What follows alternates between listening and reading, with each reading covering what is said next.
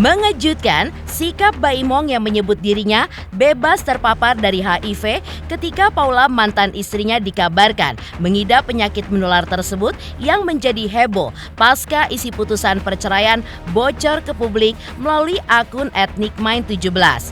Di mana di dalamnya mengungkap soal alasan gugatan perceraian Baim lantaran Paula pun diduga terpapar HIV sebelum menikah.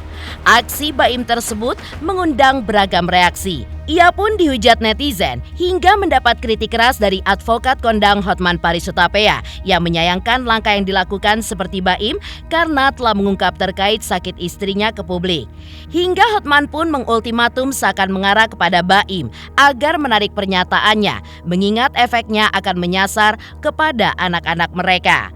Tak hanya itu, Hotman Paris bahkan mempertanyakan keabsahan putusan Hakim Pengadilan Agama yang mendasarkan putusannya pada keterangan saksi yang tidak punya latar belakang medis memberikan kesaksian terkait kesehatan seseorang ketika dokter yang memeriksakan langsung atas kesehatan Paula berhalangan memberikan kesaksian. Lantas seperti apa pernyataan Hotman Paris Hutapea yang seakan menyentil Baim dan juga Hakim Pengadilan Agama? Seperti apa pula langkah Paula yang terus membantah tuduhan perselingkuhan dan gerah dengan cap istri durhaka dalam putusan hakim? Pemirsa, bersama Intens Investigasi, kami hadirkan kabar terkini, terpercaya, dan teraktual. Tetapi sebelumnya, jangan lupa untuk like, subscribe, dan juga share channel YouTube ini.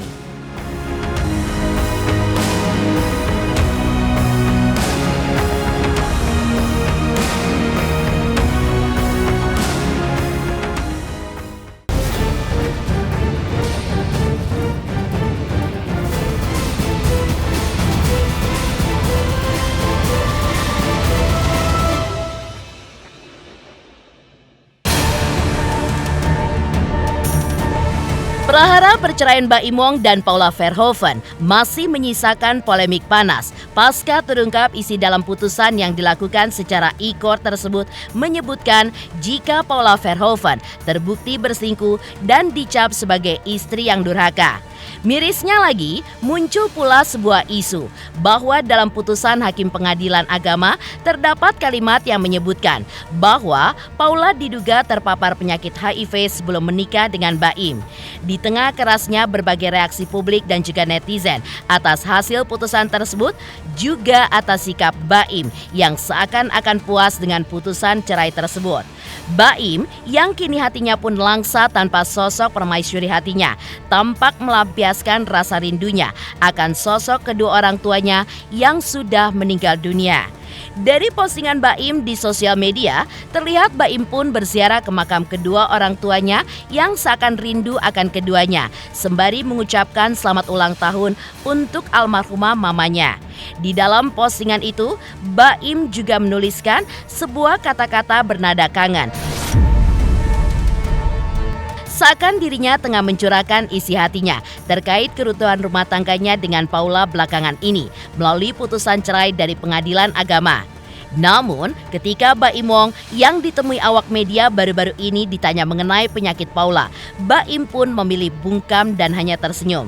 Ia pun enggan membicarakan soal penyakit mantan istrinya dan lebih tertarik untuk membicarakan soal premier film yang ia hadiri saat itu, sembari ia pun juga terus berjalan dan langsung masuk ke dalam mobilnya.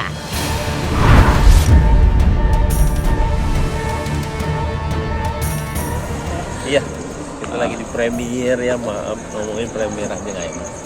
Terus yang tanggapannya soal ini Mas Baim, soal Paula laporin hakim itu gimana Mas Baim? Di Komisi Yudisial. Iya, kita ngomongin premier aja. Yang HIV Mas Baim itu gimana Mas Baim tanggapannya? Ya, kita omongin premier aja. Tapi itu bener gak sih Mas? Kabar itu Mas?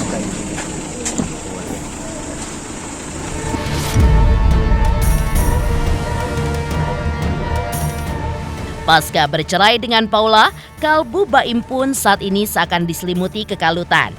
Bukan hanya karena ia telah kehilangan cinta seseorang yang dulu begitu dicintainya, tapi juga kecemasan dirinya terkait dengan informasi yang ia dapatkan tentang penyakit HIV yang kabarnya terpapar pada mantan istrinya Paula.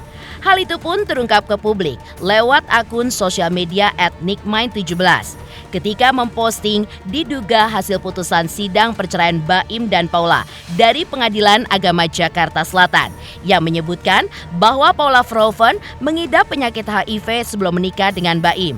Diduga hal itulah yang menjadi alasan Baim belum lama ini melakukan tes kesehatan dirinya di luar negeri, tepatnya di Penang, Malaysia.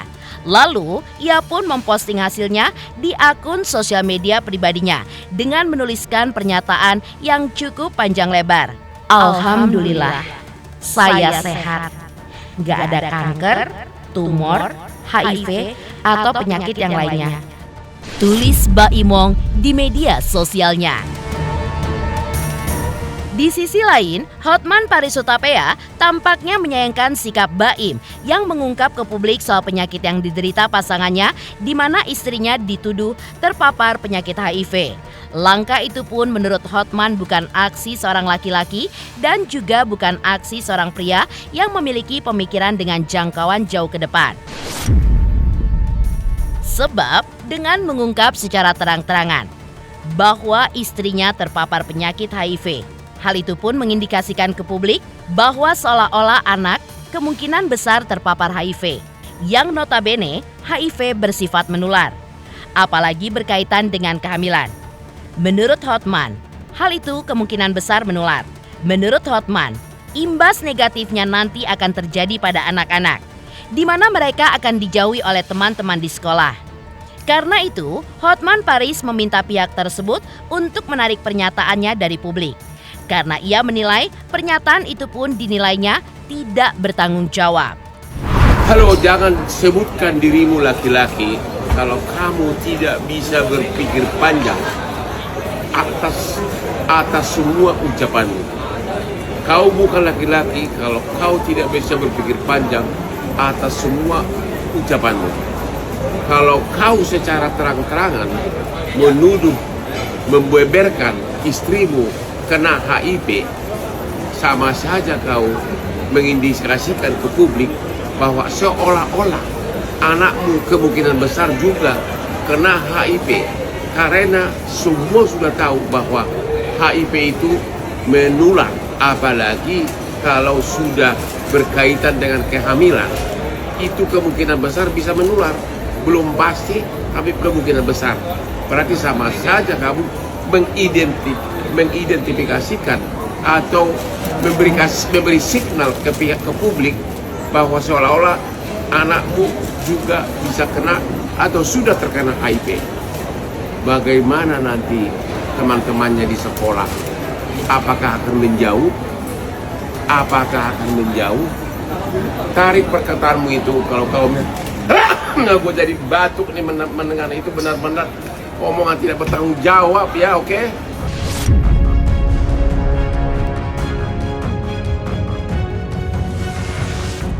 Tak hanya itu, Hotman Paris juga mempertanyakan keabsahan sikap majelis hakim dalam perkara perceraian ketika hakim bisa menerima kesaksian dari 2 orang saksi yang bukan ahli medis. Padahal yang dibutuhkan dari kesaksian tersebut adalah terkait hal medis dari para pihak. Yang mana di dalam pertimbangan hukumnya, para saksi pun ikut menyetujui seorang istri terpapar penyakit HIV.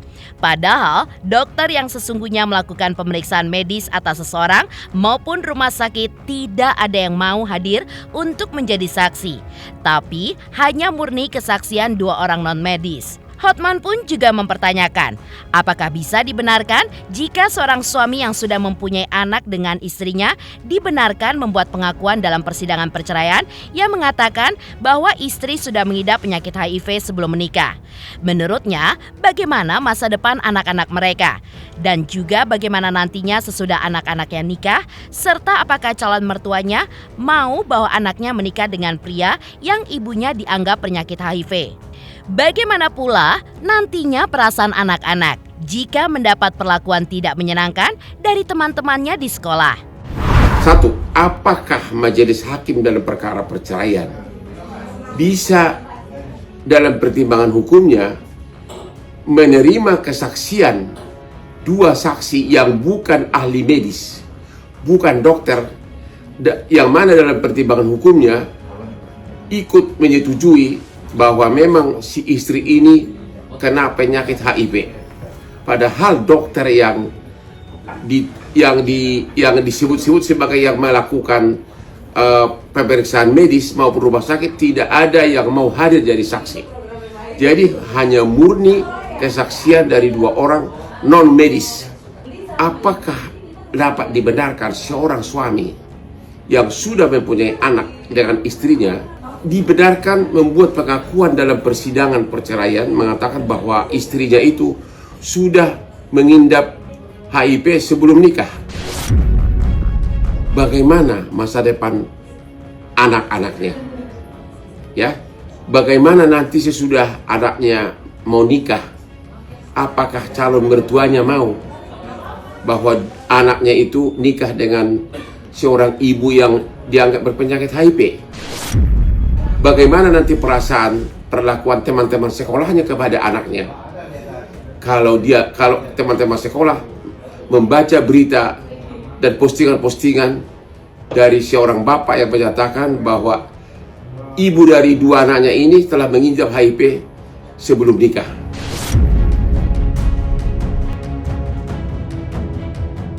Mengejutkan, Baimong mengaku bebas dari penyakit HIV ketika Paula dikabarkan mengidap penyakit tersebut sebelum menikah dengan Baim.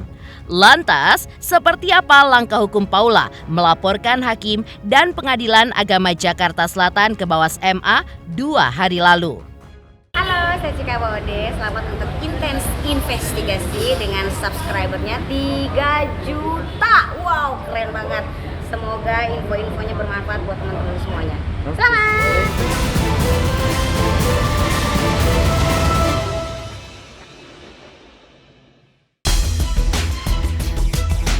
Kuasa hukum Paula, Erwin Natosma, mengungkapkan bahwa dalam laporan yang diajukan ke Bawas MA turut disampaikan adanya dugaan ketimpangan antara pernyataan juru bicara Pengadilan Agama Jakarta Selatan kepada publik dan isi putusan cerai yang dikeluarkan oleh hakim. Salah satu contohnya adalah pernyataan Humas Pengadilan yang menyebutkan adanya pihak ketiga yang seolah-olah mengkonfirmasi adanya perselingkuhan. Padahal dalam teks putusan, hal tersebut sama sekali tidak tercantum. Karena itu, pihak Paula pun merasa sangat dirugikan dan juga menilai pernyataan-pernyataan tersebut menimbulkan persepsi yang salah di masyarakat. Atas dasar itulah, Paula melaporkan Hakim Pengadilan Agama Jakarta Selatan ke Komisi Yudisial karena diduga terjadi ketidakseimbangan antara isi putusan dan juga pernyataan yang disampaikan kepada publik. Pihak Paula juga berpendapat seharusnya juru bicara hanya menyampaikan isi putusan secara objektif tanpa memberikan opini. Selisih antara fakta hukum dan pernyataan yang cenderung tendensius ini pun membuat Paula menjadi korban yang dipojokkan. Selain itu, pihak Paula juga menyoroti beredarnya dokumen putusan yang menyebutkan bahwa Paula pun diduga terpapar HIV sebelum ia menikah dengan Baim. Oh ya, ada satu hal yang menarik dalam laporan kita, yaitu kami juga melihat ada gap antara pernyataan yang disampaikan oleh juru bicara Pengadilan Agama dengan teks yang ada dalam putusan. Misalnya mengatakan bahwa terbukti adanya orang ketiga. Kata-kata terbukti ada orang ketiga itu meninisiasi publik, sehingga seakan-akan ada perselingkuhan tanda kutip ada hubungan intim dan lain-lainnya. Dan ini tidak ada, kalau kita cek dalam putusan itu tidak ada, dan ini sangat merugikan. Itulah yang membuat Bu Paula kemarin secara reaktif pergi ke KY, dan nanti akan kita lengkapi dalam selanjutnya, bahwa ada ketidakseimbangan antara teks dan apa yang disampaikan. Juru bicara MA harusnya tidak beropini, harusnya dia cuma menyatakan apa yang ada dalam teks amar putusan, tidak atau setidaknya proses lah. tidak masuk substansi dan beropini terhadap putusan. Nah, itulah yang kita lihat selama ini berkembang heboh sekali. Sehingga kita lihat Bu Paula menjadi korban. Dalam hal ini terzalimi, dipojokkan karena pernyataan-pernyataan yang tendensi sudah tidak tepat gitu loh. Itu juga kami masukkan dalam laporan. Oke, teman-teman, untuk putusan itu kan kita belum clear ya, yang disampaikan ke publik itu yang mana. Sehingga terkait hal itu mungkin kita menunggu dulu hasil penelusuran dari Bawas bagaimana dan apakah betul putusan itu otentik ya, sama dengan yang dihasilkan oleh pengadilan agama. Kemudian terkait dengan penyampaian bahwa diduga memiliki penyakit yang serius, itulah yang dimaksud tadi oleh Bang Erwin, bahwa di dalam Undang-Undang Perlindungan Data Pribadi ada hal-hal yang tidak boleh disampaikan karena itu hak privasi seseorang, siapapun itu. Ya, kalau di sini kan dikontekskan dengan Ibu Paula, tapi siapapun, status kesehatan itu hanya orang bersangkutan yang berhak menyampaikan. Kita pun tidak boleh menyampaikan. Mengejutkan, langkah Paula melaporkan Hakim Pengadilan Agama Jakarta Selatan ke Bawas MA. Di sisi lain, seperti apakah pernyataan pihak Baim soal putusan hakim yang menyebut Paula sebagai istri durhaka? 3 juta subscriber, luar biasa sekali 3 juta. Ya pokoknya semakin sukses lah dan bisa menghadirkan sesuatu yang memang baik untuk diperlihatkan.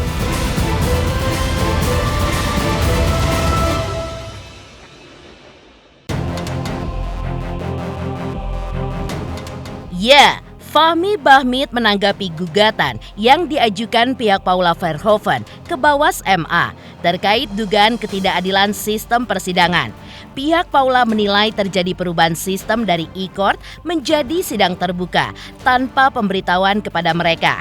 Fahmi pun menjelaskan bahwa dirinya yang mengajukan permohonan agar Baim Wong diizinkan untuk hadir dalam sidang putusan cerainya meskipun putusan dilakukan melalui e-court. Saat itu, Baim pun sempat datang ke persidangan atas inisiatifnya sendiri. Namun, ia pun diminta pulang oleh pihak pengadilan karena putusan tetap dijalankan secara e-court. Oleh karena itu, wajar jika pihak Paula tidak menerima pemberitahuan perubahan karena memang tidak ada perubahan sistem persidangan. Terkait penyebutan Paula sebagai istri durhaka atau nusyus dalam putusan, Fahmi pun menyebutkan hal tersebut tercantum dalam halaman 105 dalam salinan putusan Majelis Hakim Pengadilan Agama Jakarta Selatan. Dan seperti inilah penjelasan lengkap dari Fahmi Bahmid, kuasa hukum Baim Wong terkait Humas Pengadilan Agama saat menyampaikan hal tersebut ke media.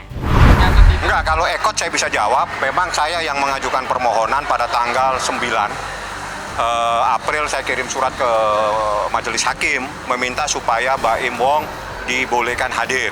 Pada saat kita hadir di persidangan, silakan pulang lagi karena tetap dengan ekot. Ya sudah, kita pulang.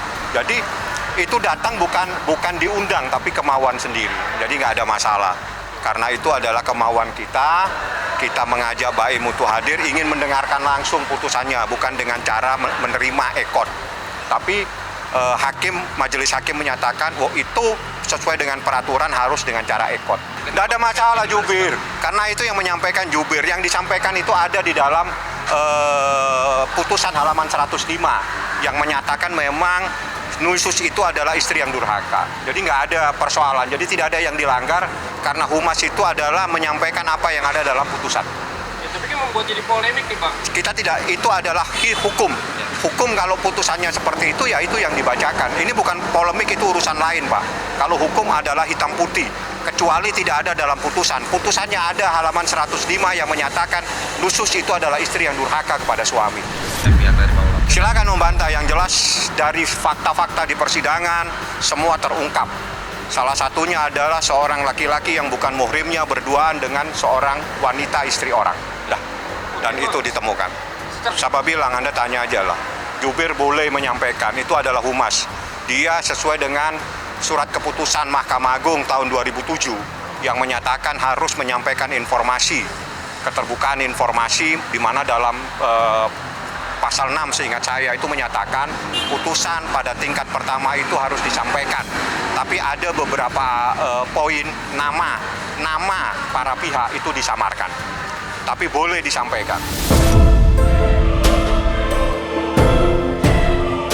Demikian pemirsa, kabar terkini, terpercaya, dan teraktual yang kami hadirkan hari ini. Saksikan terus Intens Investigasi setiap hari Senin sampai dengan Jumat, tayang 5 kali sehari dan Sabtu tayang 3 kali sehari, yaitu pada pukul 11 siang, 12 siang, 3 sore, dan 6 sore. Tentunya hanya di YouTube channel.